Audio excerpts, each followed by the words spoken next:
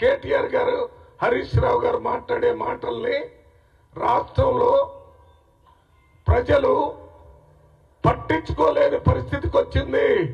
మీరు ప్రధాన ప్రతిపక్షంగా ఉండి ప్రజల సమస్యల్ని పట్టుకొని వారి కోసం పోరాటం కాకుండా మీ పోరాటం అంతా బీఆర్ఎస్ పార్టీ అస్తిత్వం కోసం, బీఆర్ఎస్ పార్టీ నాయకత్వం కోసం, బీఆర్ఎస్ పార్టీ నాయకుల కోసమే మాట్లాడుతున్నారు. ఒక్కరోజు కూడా ప్రజల గురించి మీరు మాట్లాడటం లేదు.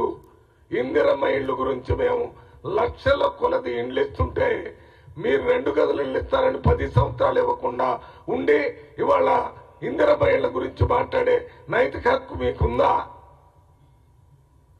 మేము మహిళలకు ఉచితంగా బస్సు ప్రయాణం ఏర్పాటు చేస్తే దానికి వ్యతిరేకంగా మాట్లాడే నైతిక హక్కు కానీ రాజకీయ హక్కు కానీ మీకుందా?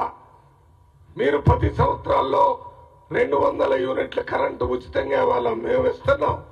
మాకు వ్యతిరేకంగా మాకు వ్యతిరేకంగా మాట్లాడటం అంటే మీరు పేద ప్రజలకు వ్యతిరేకంగా మాట్లాడినట్టుగానే ప్రజలు భావిస్తున్నారనే విషయాన్ని మీరు మర్చిపోతున్నారు.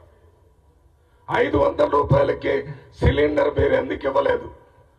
మీ టైంలో 10,000 రూపాయలే రైతులకి రైతు బంధు పేరుతో ఇస్తే మేము రైతు భరోసాలో ఇవాళ అదే 10,000 ప్లేస్ స్థానంలో 12,000 రూపాయలు ఇస్తున్నాం. అసలు మీరు ఎప్పుడైనా భూమి లేని నిరుపేదలు కష్టపడి 100 రోజులు పనిచేసేటటువంటి వాళ్ళని గుర్తించి ఒక్క పైసా అయినా వాళ్ళకి ఇచ్చారా? ఒక్క పైసా కూడా ఇవ్వలేదు. ఇవాళ రేవంత్ రెడ్డి గారు, మల్లుపట్టి విక్రమార్క గారు ఆలోచించి ఈ పేద ప్రజలకు కూడా రైతులకి ఎకరానికి 12,000 ఇచ్చినట్టుగా ఈ పేద ప్రజలకు కూడా సంవత్సరానికి 12,000 రూపాయలు ఇవ్వాలని అది ఇవ్వటానికి ప్రారంభం చేశారు. మీకేమి హక్కు ఉంది? వీళ్ళకి ఇచ్చేటటువంటి డబ్బుని వ్యతిరేకంగా మాట్లాడుతున్నారు మీరు. శ్రీరామచంద్రుడు ఆయన గురువు, శ్రీరామచంద్రుడు గురువు పేరేంట చారి? యజ్ఞయాగాలు చేయటానికి పోయేటప్పుడు రాముణ్ణి లక్ష్మణ్ణి అక్కడ తీసుకెళ్ళాడు. ఎందుకంటే యాగాదులు చేసేది ఎందుకు? యజ్ఞాలు యాగాలు మంచి వర్షాలు పడాలని, పంటలు బాగుపడాలని, ప్రజలు సుభిక్షంగా ఉండాలి అని తెలియజేయడానికి యజ్ఞాలు యాగాలు చేస్తారు. అటువంటి యజ్ఞయాగాలు చేసినప్పుడు రాక్షసులు పైనుండి అవి జరగకుండా ఇబ్బంది పెడుతున్నారు. వాటి నుంచి రక్షించడానికి రాముణ్ణి లక్ష్మణ్ణి పిలిచినట్టుగా ఇవాళ రేవంత్ రెడ్డి గారు చేసేటటువంటి ఈ ప్రజలు సుభిక్షంగా ఉండటానికి, పేద ప్రజలు సంతోషంగా ఉండటానికి, రైతులు సంతోషంగా ఉండటానికి, యువకులు సంతోషంగా ఉండటానికి కావలసిన ప్రజా పరిపాలనలో ప్రజా యజ్ఞం చేస్తున్నాడు. ఇది ప్రజల కోసం చేసే యజ్ఞం.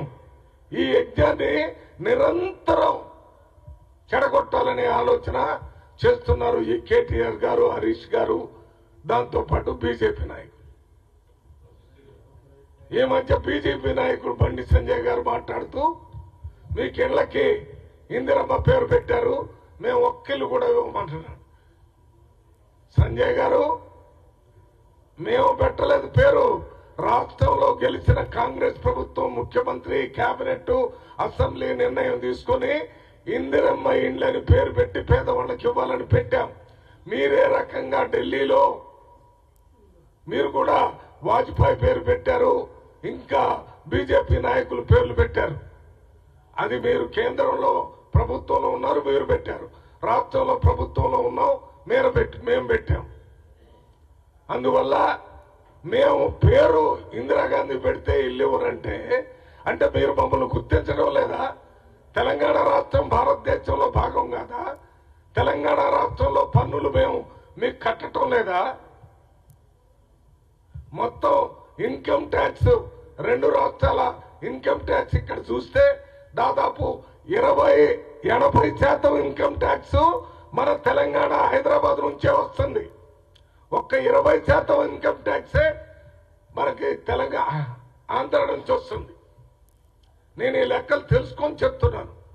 మరి ఈ డబ్బంతా మీకే కడుతున్నాం కదా, మీరు మాకు డబ్బులు ఇవ్వరని మీరేమన్నా బీజేపీ నాయకుల్లాగా బీజేపీ ప్రెసిడెంట్ లాగా మాట్లాడుతున్నారా, లేకపోతే హోమ్ మినిస్టర్ ఆఫ్ ఇండియా లాగా మాట్లాడుతున్నారా? Home minister of India is not for BJP. Home minister of India for the people of India, for the people of Telangana. మా ముఖ్యమంత్రి కూడా is chief minister of people of Telangana. మేము వాళ్ళు ఇచ్చేటటువంటి ఇందిరమ్మ ఇండ్లు Congress party వాళ్ళకి ఇవ్వటం లేదు, బీజేపీ వాళ్ళకి, బీఆర్ఎస్ వాళ్ళకి, సిపిఎం, సిపిఐ ఎవరికి ఇల్లు లేకపోతే వాళ్ళకి ఇల్లు ఇస్తున్నాం. సాచ్యురేషన్ మేము ఇచ్చే రేషన్ కార్డులు చూసుకోండి, అన్ని ఎవరికి రేషన్ కార్డులు అవసరం ఉంటే వాళ్ళకి ఇస్తున్నాం, పార్టీ వాళ్ళకే ఇవ్వటం లేదు. మీరెందుకు మాట్లాడుతున్నారు పార్టీ గురించి? మీరు దీన్ని వెంటనే వెనక్కి తీసుకోవాలి.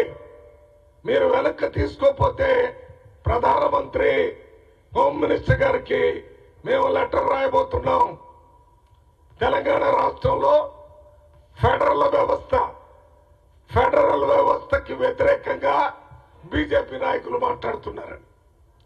ఈ ఇండ్ల గురించే కాదు, నిన్న మొన్న ముఖ్యమంత్రి గారు గద్దర్ గారికి పద్మశ్రీ ఇవ్వాలని అవార్డు కోసం రికమెండ్ చేశారు. గద్దర్ గారు చరిత్ర తెలంగాణలోనే కాదు, మోడీ గారికి తెలుసు, అమిత్ షాకి తెలుసు, దేశం అంతర్జాతీయంగా ఆయన ఎన్నో పోరాటాలు చేశాడు. ఆ పోరాటాల్లో కొన్నిసార్లు నక్సలైట్ కి సపోర్ట్ చేశారు, కొన్నిసార్లు సామాజిక పోరాటం చేసేటటువంటి వాళ్ళకి సపోర్ట్ చేశారు. చివరికి ఆయన నేను రాజ్యాంగాన్ని గౌరవిస్తాను, ఎన్నికల ద్వారా పోరాటం చేస్తాను, అందరూ మనం ఓటు ద్వారానే మార్పు తీసుకొని రావాలని బహిరంగంగా చెప్పి